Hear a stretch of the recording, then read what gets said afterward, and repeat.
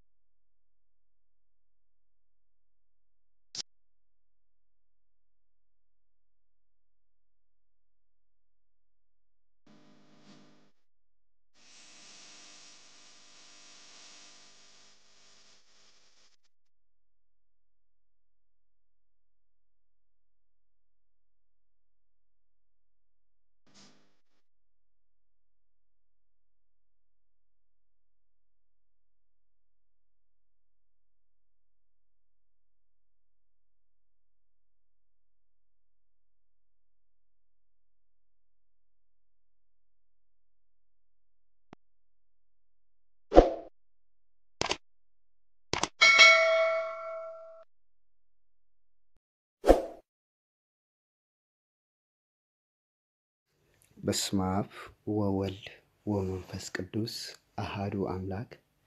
በስመ አብ ወወልድ ወመንፈስ ቅዱስ አሐዱ አምላክ። በስመ አብ ወወልድ ወመንፈስ ቅዱስ አሐዱ አምላክ አሜን። መጀመርታ ስድራ እግዚአብሔር አምላክ ከመይቀኒኹም ከመይሃለኹም አሜን። ሕያው ዝኾነ እግዚአብሔር አምላኽና በአናብ ደማ ባርቱን በኩሉ ፍጥረታቱን ከበጽናፈ ዓለም ከዘበጽናፈ ዓለም ዝኸበረን ዝተመስገነን ይኹን። بدقامي بعنا بدهم عبارتهم بكل فترات الزخبر نستمسكن يخون شنبار كان فارق زر عمله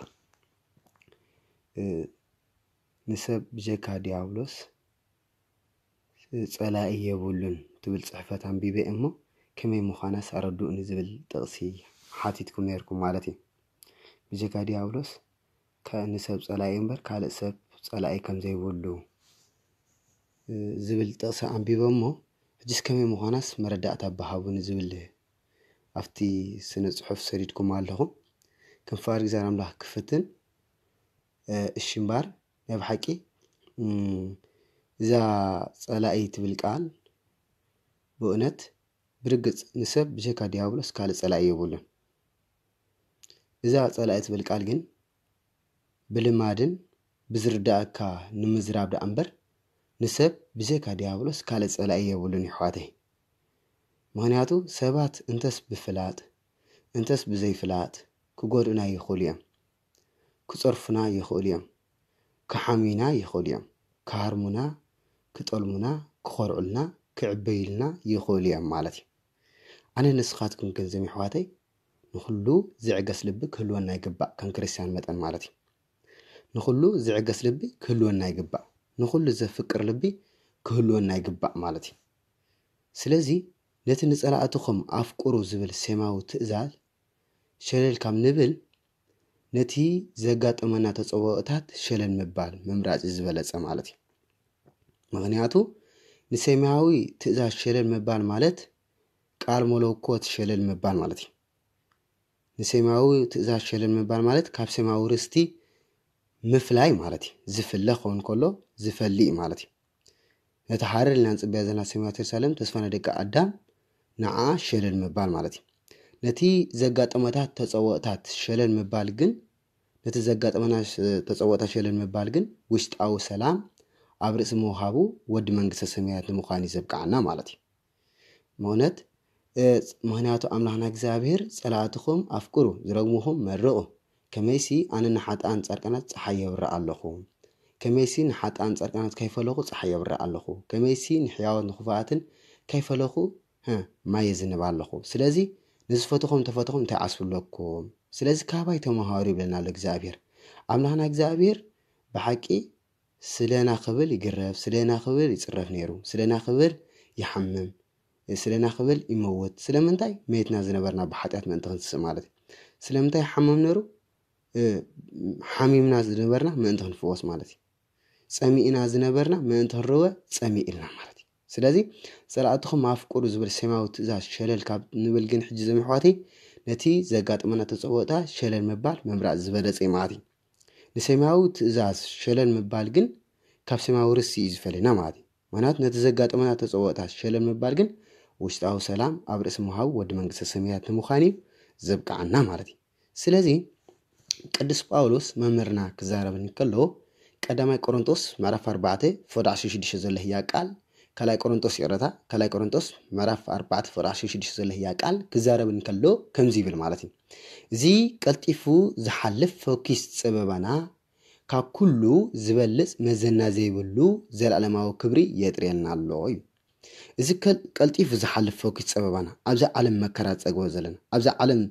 ሽግርን ጽበባን ዘጋጥመና ዘሎ ሕዋተይ ጸበባና ዘጋጥመና ዘሎ ካብ ኩሉ ዝበልጽ እንታይ ገብረልና ኣሎ መዘና ዘይብሉ ዘለዓለማዊ ኣብ ሰማይ ክብሪ የጥርየና ኣሎ መዘና ዘይብሉ ዘለዓለማዊ በቃ ዘለዓለማዊ መወዳእታ ዘይብሉ ህይወት ስለዚ ከመይ ያደናቅት ቃል ያመስለኩም ለከ እዚኣ ለከ እዚ ኩሉ ቅዱሳን አቦታትና ክጽረፉ ክግረፉ ክስገጉ ከለው ክሳውዶም ከም ሽጉርቲ ክቅረድን ከሎ ቀርበቶም ከም በጊዕ ክቀለጥን ከሎ ከም ጓዛ በጊዕ ተገፊፎም ክድርበይን ከለው ዝዕጎሱ ዝነበሩ ነዚ ዓቢ ተስፋ ሒዞም ነይ ዓቢ ተስፋ ሒዞም ነዚ ቀልጢፉ ዝሓልፍ ፎኪስ ጸበባና ካብ ኩሉ ዝበልጽ መዘና ዘይብሉ ዘለዓለማዊ ኣብ ሰማይ ክብሪ የጥርየልና ኣሎ ኢሎም ዝብቃል ሒዞም ማለት ስለዚ ዝኹል ዝዕጎሱ ዝነበሩ ነዚ ዓቢ ተስፋ ሒዞም ማለት ስለዚ ኣነ ንስኻትኩም ከ ለከ ቅዱሳን ነዚ ተስፋ ዝሒዞም ተመሊሶም ነቶም ገረፍቶም ነቶም ሰጎግቶም ነቶም ሰጎግቶም ነቶም ዝጸርፍዎም ዝነበሩ ይጽልይሎም ዝነበሩ ማለት እዩ እቲ ኩሉ ግፍዒ ዘለዓለማዊ ክብሪ ከም ዘዳለወሎም ፈሊጦም እዮም ኣነ ንስኻትኩም ከ ነተጸብኦታት ሸለል እንተይልና ዘለዓለማዊ ክብሪ ዝጽበየና ዘሎ ምዃኑ ኣይንዘንግዕ ማለት እዩ ስለዚ ንሕዋትና ምፍቃር ንሕዋትና ምፍታው እዚ ዝዓበየ ክብሪ ዝሂበና ማለት ስለዚ ዲያብሎስ ካብታ ተለላትና ዘላ ናይ ክብሪ ስፍራ ክፈለና ተቃያሚ እዩ ዝገብረና ዘሎ ማለት እዩ ምክንያቱ ተቃያምቲ መንግስቲ ኣምላኽ ኣያትውን እዮም ተጻረፍቲ መንግስቲ ኣምላኽ ኣያትውን እዮም ሓሰውቲ መንግስቲ ኣምላኽ ኣያትውን እዮም ስለዚ መስሕዋቶም ምስድራቤቶም ተባኢሶም ዝኸዱ ሰባት መንግስቲ ኣምላኽ ስለዚ ኣቱ ዲያብሎስ እንታይ ይገብር ኣሎ ሕጂ ድቃስ ዘይብሉ ንመንግስቲ ሰማያት ካይናኣቱ ንገሃነም እሳት ይዕድመና ኣሎ ማለት እዩ ክንፈልጦ ዘለና ኣብዛ ዓለም ብህይወትና ኣብዛ ዓለም ብህይወት ክሳብ ዘለና ዘይቋርጽ ውግእ ኣለና ማለት እዩ እዚ ውግእ እዚ ድማ ኣብ መንጎናን ኣብ መንጎ ዲያብሎስ እዩ ማለት እዩ ዲያብሎስ እንደገና እውን ኣብ መንጎ ስጋናን ኣብ መንጎ ነፍስናን ውግእ ኣሎ ማለት እዩ ዲያብሎስ ዝጠንቅ ናይ ዝውግእ እዚ ድማ ኣነ ንስኻትኩምን ንእግዚአብሔርና ንስዕብ ንእግዚአብሔርና ንምስክን ንእግዚአብሔርና ንውድስ ኣመስኪና ወዲስና ድማ መንግስቱ ንምውራስ ዘለዓለማዊ ህይወት ንምውራስ ኢና ክንሓስብ እንከለና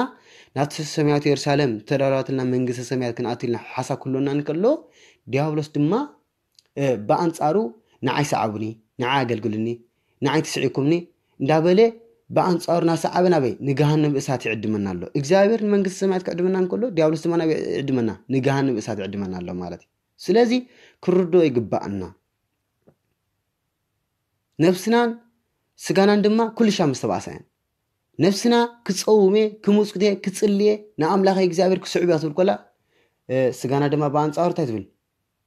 ነፍስና እንታይ ኢለኩም ክጸውሜ ክጽልየ ክሙጽቴ ስጋ ወልደ እግዚአብሔር ክበልዕ ብዘይንስሓ ህይወት የለን ኢላ ቃል ኣምላክ ክሰምዕ ኮላ ተንቀጥቀጥ ትፈርሕ ስጋና ግን በአንጻሩ እንታይ ትገብር ክበልዕ ክሰትየ እንዳበለት ምስ ዲያብሎስ ርክብ ጌራ ንገሃነም እሳት ትዕድመና ማለት እዩ ስለዚ ሕለፍለፍና ተባህላ ይነብራ ማለት እዚ ውግእ እዚ ክዛዘም ወይ ከዓ እዚ ውግእ እዚ ህድኣት ዘለዎ ሰላም ዘለዎ ዕረፍቲ ዘለዎ ክረክብ ተኮይኑ ነታ ጸሎት ኣጋንንት ፈሩላን ዝቁጥቁጥላን ኩናት ዝኾነት ጸሎት ክንገብር ይግባእና መዲና ዓለም ተጸዊዕናዮ ሩፍታ ሰላም ዕረፍቲ ኺበልና ማለት እዩ ስለዚ ሕዋቴ ኣብዛ ዓለም ዘይቋርጽ ውግእ ከም ዘለና ክንፈልጦ ይግባእና እግዚአብሔር ንመንግስቲ ሰማያት ከዕድመና እንከሎ ዲያብሎስ ከዓ ንገሃነም እሳት ዝዕድመና ማለት እዩ ስለዚ ዲያብሎስ ታቦቱኡ ስለዚ ሕደግናዮ ድቃስ ዘይብሉ ዝሓድር ዘሎ ስጋ ሕጂ ንዓና ከደናግረና ዲያብሎስ ተመጻርቱ ፍጠረሊ ከም ዝጓዝ መንበሳ ይዘውራለ እሞ ተጠንቀውን ንቆሕለና ማለት ዲያብሎስ ኣይኮንና ቤት እግዚአብሔር ኣምላክ ከይና ክንቅደስ ክንባረኽ ክንሳሕ ስጋ ወልደ እግዚአብሔር ክንበልዕ ነዛ ኣብ ገዛና እኳ እንጀራ ክንበልዕ ዝቐናናይ ቀናእ በባህርያቱ ማለት ቀናእ በባህርያቱ ሕዋቴ ስለዚ በዚ ምዃኑ ንጽቡቕ ካይንገብር ስለዚ ቃለሰና ዲያብሎስ ስለዚ ናይ ቀደም መጻሪና ዲያብሎስ ስለዝኾነ ንሲ ጸላይና ማለት እዩ ስለዚ ጽልናስ ምጸላኢ ኻድኣ ይኹን ሕዋቴ መን ጸላኢና ድማኻ ንሱ ድማ ብዘይካ ዲያብሎስ ካልእ ጸላኢ ከምዘየለ ኣቐዲመ ነገረኩም ጸኒሐ ማለት እዩ ምእንቲ እዚኦም ከዓ ቅዱሳን ኣቦታትና ንስኻትኩም ትጾርፍና ንሕና ንጽልየልኩም ንስኻትኩም ትጾልኡና ንሕና ከዓ ነፍቅረኩም ብምባል ክርስቲያን ዝምርቕ ዝጽሊ ዘፍቅር ባህር ክህልዎ ከም ዝግባእ ኣስፊዖም ሂሮምና ማለት እዩ ቀዳማይ ቆሮንቶስ ምዕራፍ 4 ፍር 10 ዘሎ ያቃል ማለት እዩ እንታይ ይብላሎ መምህርና ቅዱስ ጳውሎስ ብሓቂ ንስኻትኩም ትጾርፉና ንሕና ግን ንጽልየልኩም ብሓቂ ንስኻትኩም ትረግሙና ንሕና ግን ንምርቐኩም ብሓቂ ንስኻትኩም ትጸልኡና ንሕና ግን ነፍቅረኩም ብምባል ክርስቲያን ብእውነት ዝምርቕ ዝጽሊ ዘፍቅር ባህሪ ክህልዎ ከም ዝግባእ ዝምህርና ማለት እዩ ምናልባት ንጸላኢና ምፍቃር ከቢድ መሲሉ ክረአየና ይኽእል እዩ ማለት ብርግጽ ከዓ ከምኡ ኮይኑ ስማዓና ይኽእል እዩ ግን ናይ ብሓቂ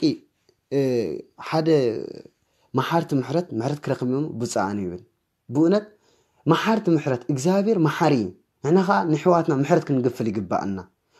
ቅዱሳን ኣቦታትና እነ በዓል ቅዱስ ቶማስ ኣብ ህንዲ ኸይዱ ስብከት ክሰብኽ እንከሎ ወላ ሓንቲ ከይገበሮም ንሱ ናብ ኣምላኽነት ናይ ጎይታና ክርስቶስ ከእምኖም ይብል እናተቃለሰ ናምሃረን ከሎ እቲ ህዝቢ ግን ጸላእ ሰናያት ሓዲሮም እንታይ ዝገብሮ ቀርበቱ ቀሊጦም ከም በጊዕ ናብ ባይታ ደርብዮም ክሳወዱ እናቆረፅዎን ከለው እንታይ ቀርበቱ ንባይታ ክድርብዎን ከለው 10 ሰባት ምዉታት የተስእ ነይሩ በቲ ቆርበት ተደርበየ ማለት በቲ ቆርበት ተቀለጠ ማለት ከም በጊዕ ተቀሊጡ ማለት ብልቡ ስለምንታይ ግን ምዉታት የተስእ ነይሩ ተልክሞ ብልቡ ይብል ታሪክ ክነግር ከሎ ብልቡ ምሕረት ይልምን ነበረ ማለት ምክንያቱ ምሕረት ክረኽቦም ብጻዕኒ ስለዝብል ትህያብ ቃል ማለት ብልቡ እንታይ ገብር ነሩ ምሕረት ይልምን ነይሩ ማለት ስለዚ ቅዱሳን ናተቆረፁ ናተሰልዑ ከም ሽጉርቲ ናተቀርደዱ ከም በጊዕ ናተቀለጡ ከለው ቀርበቶም በቃ ናተቀለጡን ከለው ኣብኡ ተንሓው እንዳኣተውን ከለው ብልቦም እንታይ ገብሩ ምሕረት ይልምኑ ምሕረት ስለዝልምኑ ወራኻ 10 ሰባት ድማ በቲ ቆርበት ናይ ቶማስ ተቀለጠት ተደርበየ 10 ሰባት ምዉታት ዝነበሩ ክትስኡ ኢሎም ማለት ስለዚ መሓርቲ ምሕረት ክረኽቦም ብጻዕኒ ስለዚ ኣምላኽና እግዚአብሔር መሓርቲ ክንከውን ይግባአና ማለት እዩ ቀዳማይ ንበደላት ብጻይና ክንዝርዝሮ ኣይግባአናን ክንፈጦ ዘለና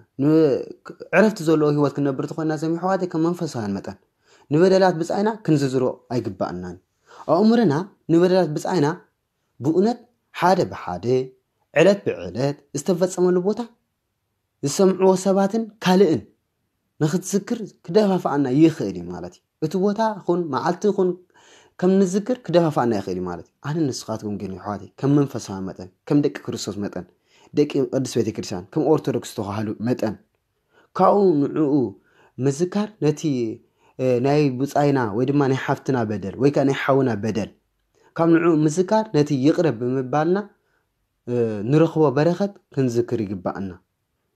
ምክንያቱ ውሕድ ሂብና ብዙሕ ንውሃብ ማለት እዩ ንሓውን እንታይ ማለት እዩ ብዙሕ ውሕድ ሂብካ ብዙሕ ተቀበል ማለት እንታይ ማለት እዩ ውሕድ ሂብካ ብዙሕ ትቀበል ማለት እንታይ ማለት እዩ ንሓውኻ በደል ኢኻ ዝሓድገሉ ዘለኻ ተዝበደለካ ዝገድፈለኻ ካብ እግዚአብሔር ግን ብዙሕ ትቀበል ኣለኻ እግዚአብሔር ሙሉእ ዕድመኻ ሙሉእ ናብነት ወዲ 20 ዓመት ክትል ትኽእል ኢኻ ሓወይ ወዲ 30 ዓመት ክትል ትኽእል ኢኻ ሓወይ 30 ዓመት ሙሉእ ክንደይ መዓልታት ኣለዋ ኢልካ ሓሰብ ኣብ መዓልታትከ ክንደይ ደቂቕ ኣለዋ ኢልካ ሓሰብ ኣብ ደቂቕ እንታይ ዓይነት ሓጢኣት ጌርካ ኣብዝን 30 ዓመት ሙሉእ ክንደይ ደቂቕ ኣላ ክንደይ ሓጢኣት ጌርካ ኣለኻ እዚ ኩሉ ሓጢኣት ዝገበርካ እንታይ ገብረልካ ኣሎ እግዚአብሔር ከም ውልዶ ቆልዓ ከም ውልዶ ቆልዓ ጹሪ መንፈሳዊ ሕጂ ተጠመቐ ውልድነት በቃ ሕጂ ዝተቀበለ ውልድነት ስለዝተቀበለ ዕርብ መንፈስ ቅዱስ ኣላእኸሉ ይሕድረልካ እግዚአብሔር በቃ ካልኣይ በቃ ትውለደሉ መንገዲ ኣሎ ማለት እዚ ዕድመኻ ሙሉእ ሓጢኣት ዝነበረ ከም ብሓድሽ ትነጽህ ማለት እዩ ርኢኹም ኣለኹም ንሓውኻ በደል ዝገበርካሉ ውሕድ ኢኻ ካብ እግዚአብሔር ትረኽቦ ዘለኻ ምሕረት ግን ብዙሕ ሰባት ትቐትል ነርካ ብዙሕ ሰባት ተሳድድ ነርካ ብዙሕ ሰባት ተዋርድ ነርካ ትምንዝር ነርካ ንኹሉ ነገር ግን እግዚአብሔር የቕርብለልካ ኣሎ ማለት እዩ እንታይ ስለ ዝገበርካ ካብቲ ንሓውኻ የቕረ ስለ ዝብልካ ኣሎ ማለት እዩ መሓርቲ ምሕረት ክረኽቦም ስለ ዝብል ማለት ንስኻ ውሕድ ትምሕር ኣለኻ እግዚአብሔር ግን ካብ እግዚአብሔር ግን ብዙሕ ምሕረት ትረክብ ኣለኻ ዕድመኻ ሙሉእ ሓጢኣት ዝገበርካ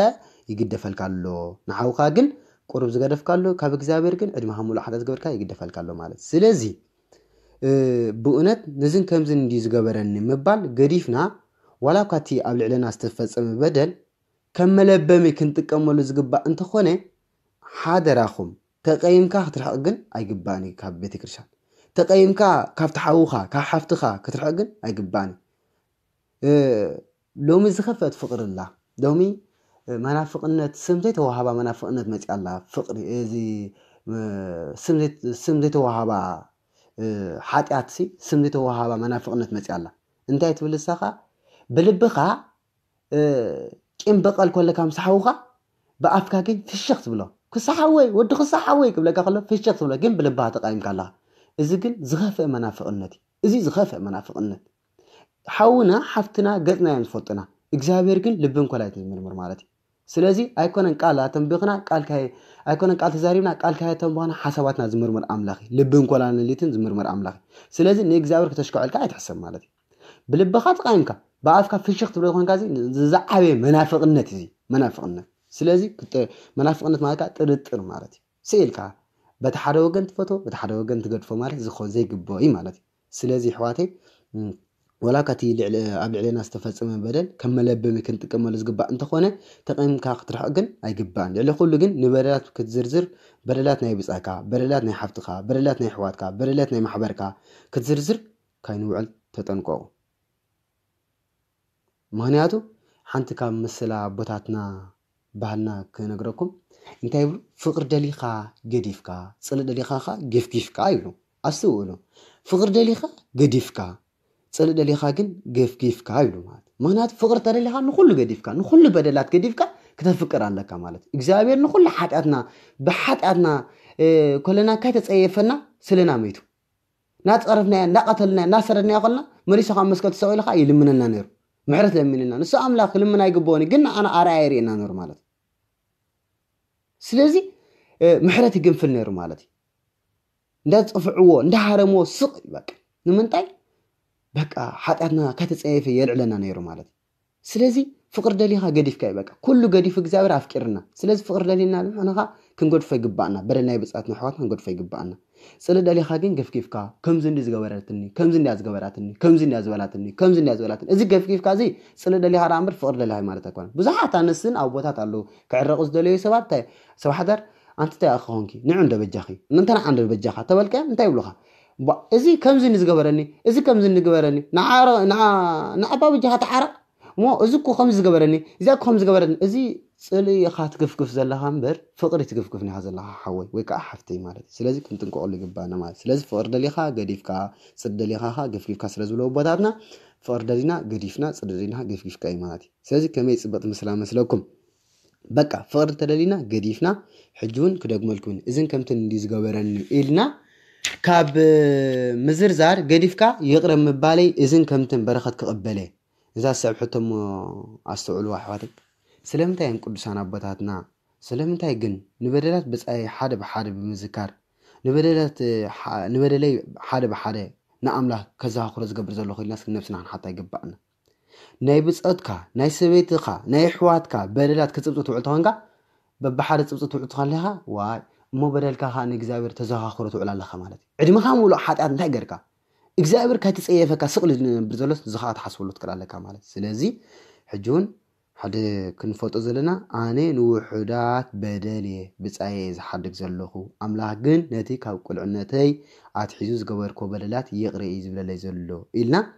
سلازي وحد هابمو بزحكم كباري جبأنا مالتي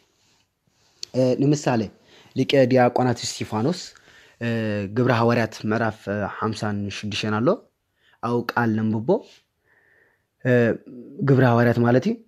لك دياقونات ستيفانوس أفتح بداربا أمني تجفلق الله أوان نبي حاكي سبكت ناي كرسوس نسكون أي فقرة مرتيز من نورو ولا حتى زقبرنا زبدلو نجار يقولون كحواتي جن لك دياقونات ستيفانوس أفتح بداربا أمني تجفلق الله أوان حنت أجر رامت صولة تصلي نيري مالتي مهنياتو بأمننا تهارمي لا تجفلقون كله أيهود بزي قوارو كيسمونن كدياقونات ستيفانوس نحقنا يفرسالو كمزي قبرالو انتاولو أيهود بتنقل دياولو سبعة مسرز حادر انتاي قبرورم ليك دياقونات ستيفانوس عسيرا مامس إما مالتي قدس ستيفانوس جن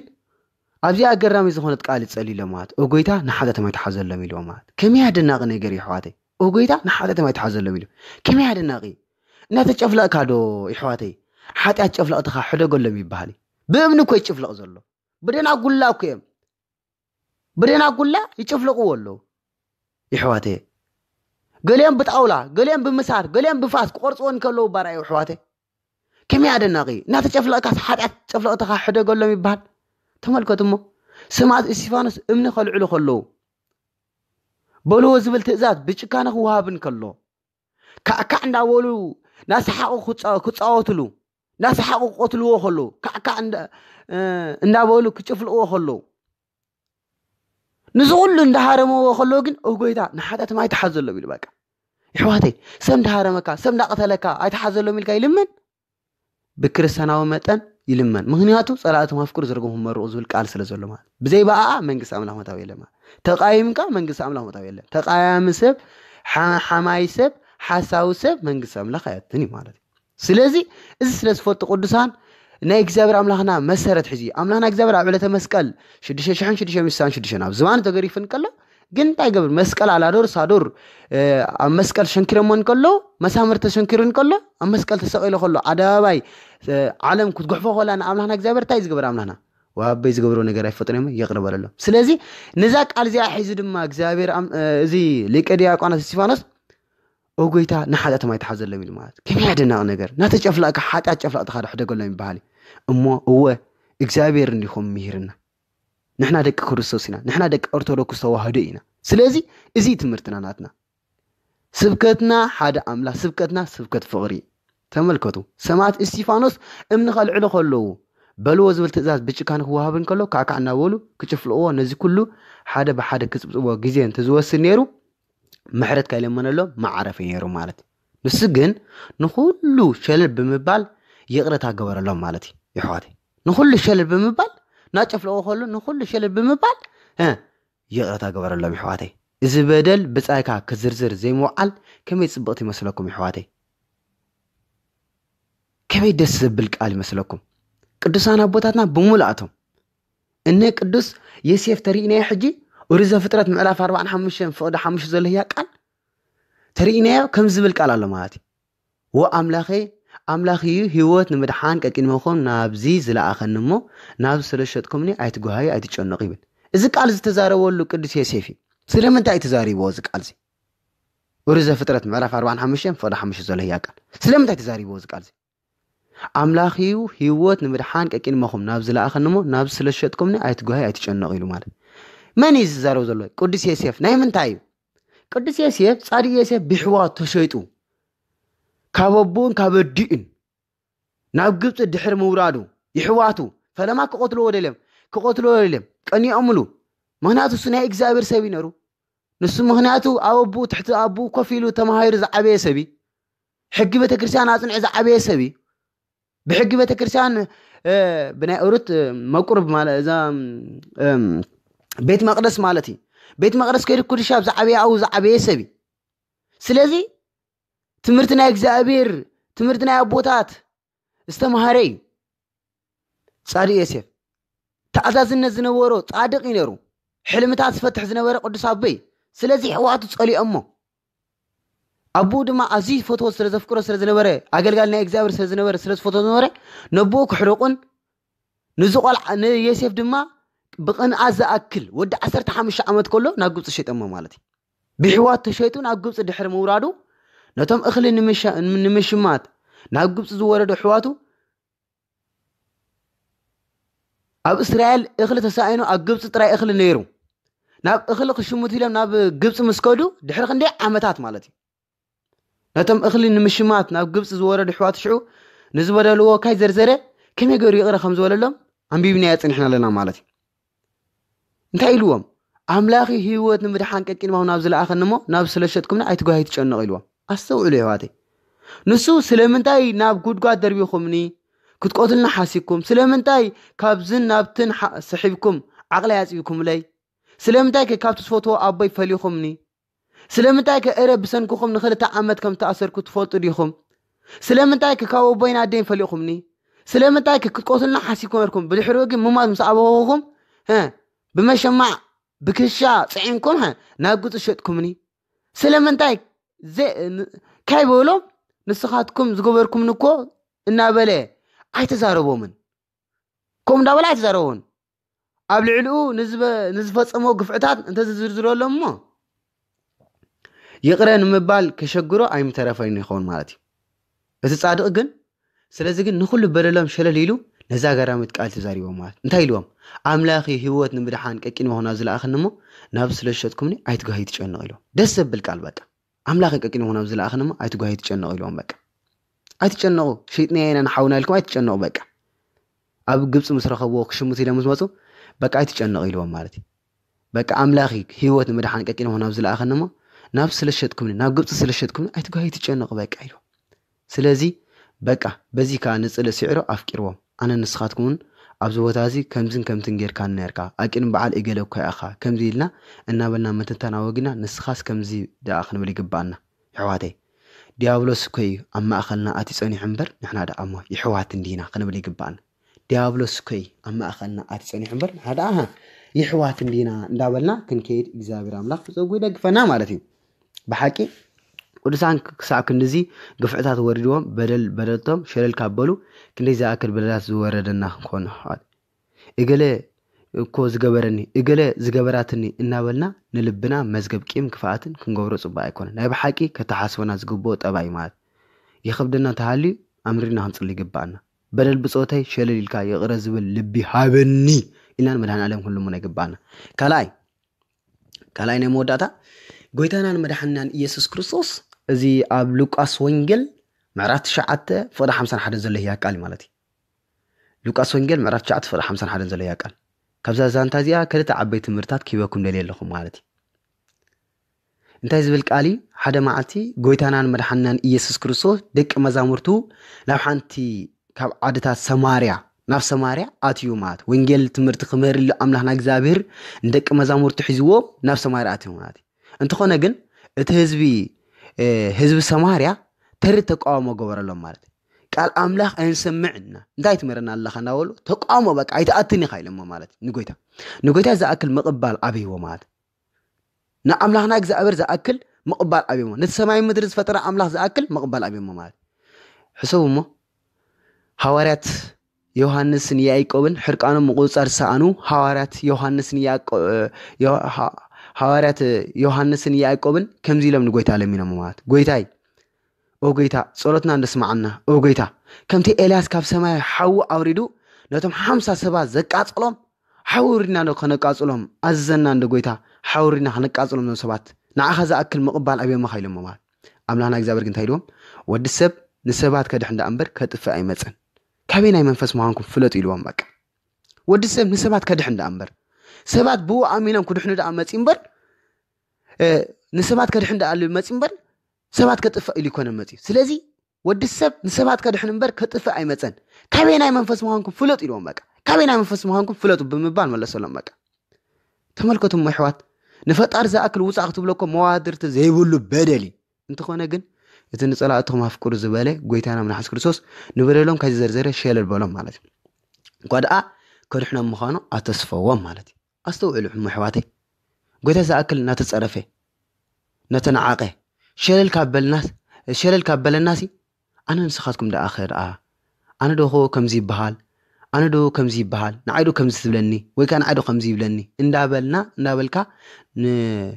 ንዕሽነት ሰባት ክንዝርዝር ንውዕል ዘለና ዕሽነት ናይ ደቂ ኣንስትዮ ዕሽነት ናይ ደቂ ተባዕትዮ ዕሽነት ናይ ኣቦታት ናይ ኣዴታት ክንዝርዝር ንውዕል ዘለና ንጠንቀቕ ኣሕዋተይ ብልክዕ ዓብዪ በደል በፂሕና ክኸውን ይኽእል እንተኾነ ግን ክርስቲያን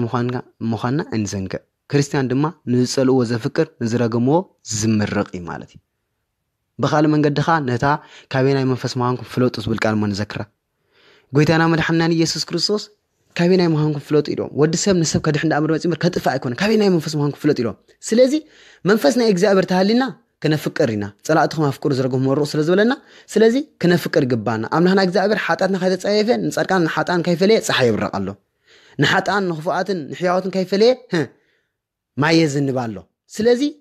ካባይ ተማሃሩ ኢልና ንዝፈትኹም ትፈትኹም እንታይ ኣስብለኩም ኢለና በቃ በደልናን ሓጢአትን ከይተጸዋጸበ ብምሕረቱ ካብ ጠመጠና ንሕና ድማ ናቱ ክንወስድ ይግባአና መንፈስ ናቱ ክሕዘና ይግባአና እምበር መንፈስ ናይ ዲያብሎስ ክሕዘና ይግባኦኒ ሒነ ክፈዲኤ ንዝጸልዎ ክጸልየ ዝብል ግን ናይ ዲያብሎስ መንፈስ እዩ ስለዚ ካባኻትኩም ዘሎ መንፈስ እለይዎ እዚ ሓውሪና ከነጥፍኦም ኢና ትብልዎ ዘለኹም ቃል ኣጥፍእዎ أنا خدحني يا متى كاباي تمهارو سبات كله خدحن دام مبر سبات كتقف عيد اللي نيلو بزلو زلو كتقف ويدما كدمس زبر سب تخوني كن منفسنا ديابلوس زحادرو سبي مات ديابلوس كا تقوام تصراراي تبعس يغبركا ما منغس املا خم يتورس جهنم اسات كم تورس يغبركا مالتي سلازي كاب زيد احنا اغزابير سلازي تحطنا تملساتنا تكون تسفا يغبر سلازي صلاعتكم افقرو زرغهم مرو كميسي عنه نحات أنصارجات ما يزن بالله كميسي نحيات نخفات ما كيفلخو صحي يبرأ الله خمس ولنا قدس جزارة معنا نزفتهم تفتهم تعاسف لكم خمس ولنا سلازي نزفتنا ترى انت فتنا تعاسف لنا زي محواتي بزقبانا متن نعمل هناك زابير كله بسيقبانا مالتي سلازي نزي مسلتا حتىكم بزكالنا متن صلاة سنيات نعنا دقاسي يقولي زحدر زلو نعنا خطفانا كابيت እግዚአብሔር ክንወጽ كابيت እግዚአብሔር ወጽና ደማ ተቋም ትገሩ በተማሳሰለ መንገድ በብዙሕ መንገድ ገሩ ክንወጽ ይገብርና አለ ማለት እዩ ማናት ተቋማይ ተጻላይካ መንግስት አምላክ ስለዚህ አቲ ጋንም እሳት ስለዝወርስ ስለዚህ ዲያብሎስካ መዋርሱ ምን ተገብርና ይልዝ ቃል ዘሎ ማለት ናቱ ውርሻናቱ ጋንም እሳት ስለዚህ ቀዳማይካ ኩሉ ሻብ ተጻራሪና መሆኑ ፈጠ ይግባና ንሱ ድቃስ ዘይብል ዝሐድር ዘሎ ንምንታይ ሰማያት ኢየሩሳሌም ናቱ ያነራ ንዑ መስተሰወገ ንአዳም ያአታት ስለዚህ ንሕና ደቂ አዳም ናአቶ ዘለና ናቢና ናፍታ ቦታ ናይ ዲያብሎስ ዝነበረ ቦታ ሰማያት ኢየሩሳሌም ስለዚህ ቦቱ ስለተሓደገት ኩሉ ሻብ ድቃስ ዘይብል ዝሐድር ናብነት ሓደ መንግስቲ ካብ ሓደ አውሪድካ ካልእ መንግስቲ ካልእ ሰብ ክሸሞሉ ተረለኻ ድቃስ ዘይብል ዝሐድር ምክንያቱ ኣነ ከለኹስ ካልእ ሽየም ኣይከውኒ ኢሉ ዝዓብ ምክንያቱ እንታይ ስለዝኾነ መንግስተይ ባዕለይ ዳይ ኣትዋ ይዝብል ማለት እዩ ቦታይ ባዕለይ ዳ ኮፍ ይብላ ይዝብል ተመንበረይ ባዕለይ ኮፍ ዝብላ ዝብል ማለት እዩ ዲያብሎስ ድማ